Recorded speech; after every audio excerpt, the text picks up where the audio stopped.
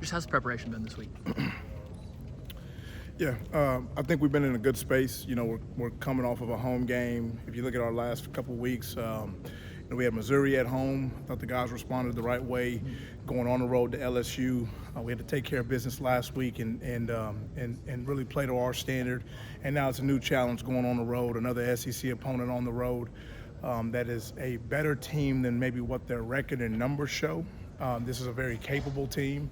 But I think our guys have been handling with a lot of maturity. I think, if anything, that with our players right now, if you look at them throughout the season, dealing with the ups, the downs, the adversity, the highs, and then some of the things they had to battle through, there's a lot of maturity that's grown and a lot of leadership that's grown with a lot of our players. And I think these guys have been handling the week the right way, and we know the task in hand and what's in front of us. What's the challenge been this week for the possibility of them using two different quarterbacks?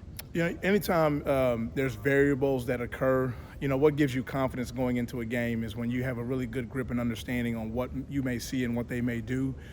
So you do have to spend time on what has been on film. You know, most teams now, they have like 10, 11 games of footage out there, so you're going to get a lot of repeat plays. And then when you're seeing two quarterbacks show up, obviously we have to identify, okay, you know, does the DNA of the offense change with one guy from the other? What's going to be their plan? What's going to be the approach? What are we going to do to combat that plan? And then spend time to make sure we give both the quarterbacks are capable. So we got to make sure that we give both of them the respect that they deserve and have a plan for each one of them.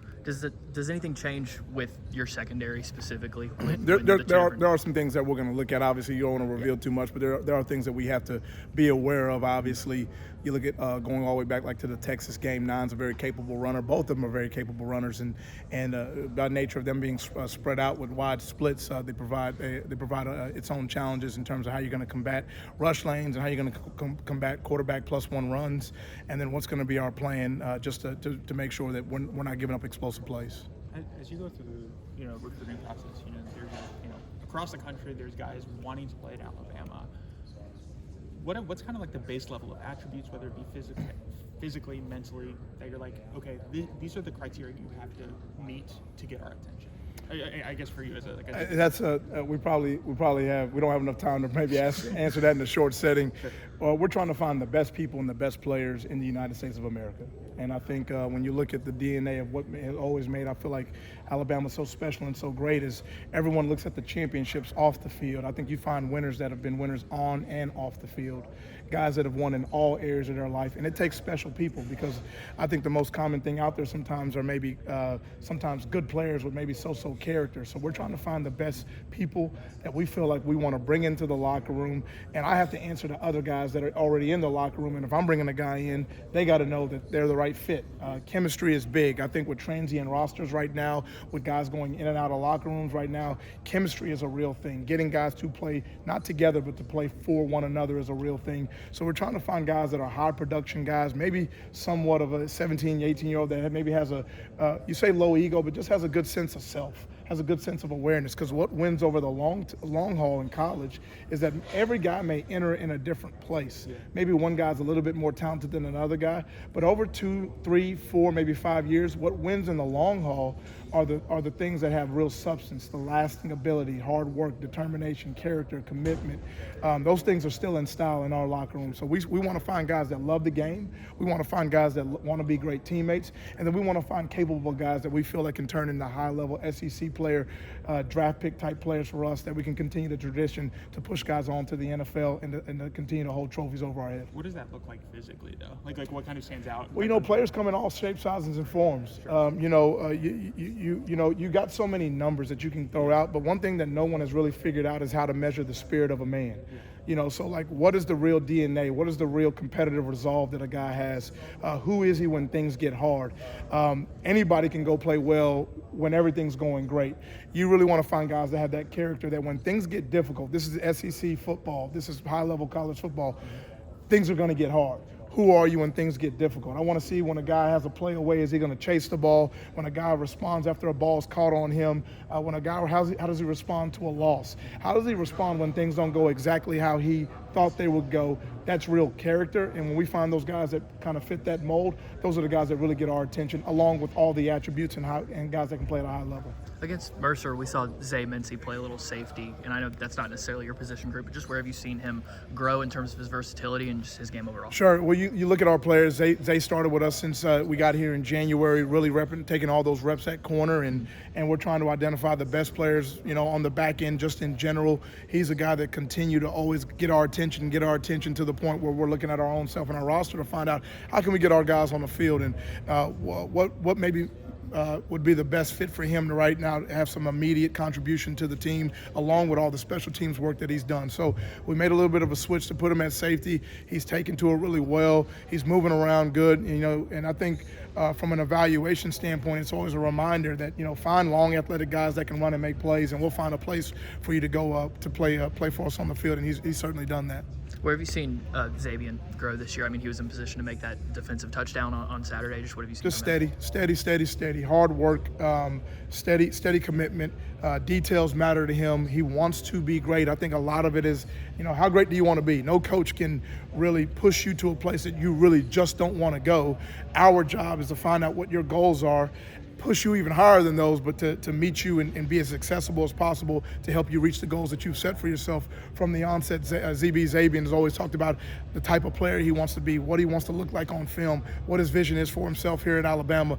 So our job is to help him reach those goals. He's putting in the work. He's showing the dedication and the commitment. He's putting the time in with the film study. He takes every practice rep like a game rep. And so you see the on-field production. It's not a surprise. LSU, he's making PBUs. Georgia, he gives a game-winning interception. Last week, he picks up a fumble for a touchdown. All these things are just a byproduct of hard work. And when you put in the work the right way, the byproduct's going to look the way it does. Oklahoma's receivers have kind of been a bit banged up this season, but what have you really seen from the players that are going to suit up this Saturday? Yeah, they got an athletic group, and this is a group of receivers that are a lot better than what those numbers are. Those numbers are tricky. They're a mistelling. They're misleading numbers, because you look at them, they're throwing for under 200 yards a game, but there's guys that are open. You look at them, they've had some turnovers and some they're trying to find their groove at the quarterback spot. So all those things factor into some of those numbers, but they have an athletic group. When you look at the silent tape of those receivers, they can all run. They're dynamic. They got size. Even the smaller guys got twitch. They can get open. So we know that this is a really good group of players that we got to be ready to defend. You mentioned Oklahoma kind of susceptible to some turnovers. How have you seen, we've heard from Coach Womack, just kind of the embrace of that from the defensive side of the ball in general. How have you seen that just with your unit? Obviously, Xavier, you mentioned getting the first non-offensive touchdown. I think all things always begin with the ball. You think about how you attack the ball, how you leverage the ball, day one fundamentals, how you hold the ball, how you chase the ball. We're going to praise those that get to the ball. How do you punch a ball? How do you locate a ball? All things are the ball. So we put a big emphasis on the ball. We start every single day with turnover circuits, practice periods about all the intricate details of it's the ball. The game is about the ball. The ball is a program. And so we want to continue to see if we can put ourselves in a position to be on the plus side of that turnover margin. And you look at what wins in college football these days, it's explosive plays, it's turnover margin. Those are two big indicators of teams that when you're on the right side of those two numbers, you're going to be in the best position possible to get yourself to be in a position to win games. And we want to continue to make that true about our roster. You mentioned the turnover circuit, kind of maybe expand on that. How big has that been maybe for your unit to kind of instill that, and just, does that help kind of maybe where they have that competitive environment in practice to try and get those turnovers? And absolutely. I mean, we go out sometimes in practice and I'll throw out to Malachi or throw out to Damani, hey, how many are we getting today? We'll set a number for each other, and they're on a race to see who can get them first, and we'll count them up. But I think, anything you can, practice and teach and emphasize, you want to bring all those things into alignment. We can say we want to take the ball away, but if we don't teach it the right way and we don't really make an emphasis of it, it's not going to happen the right way. So I think you look at all three levels of our defense that are able to affect the ball in some way. We know that if you can't become a great player if you don't affect the ball defensively. So we judge it, a lot of our defensive guys, by how closer to you are you to the ball when the play ends. How much of an effect do you have on the ball, and then obviously operating inside the scheme and the framework of the defense to do your job inside of that. But those guys have been doing a phenomenal job. They're hungry to attack the ball, and it's something that we got to continue to make an emphasis as we go through the rest of SEC play and on forward throughout the rest of the season. Thank you, guys. Thanks.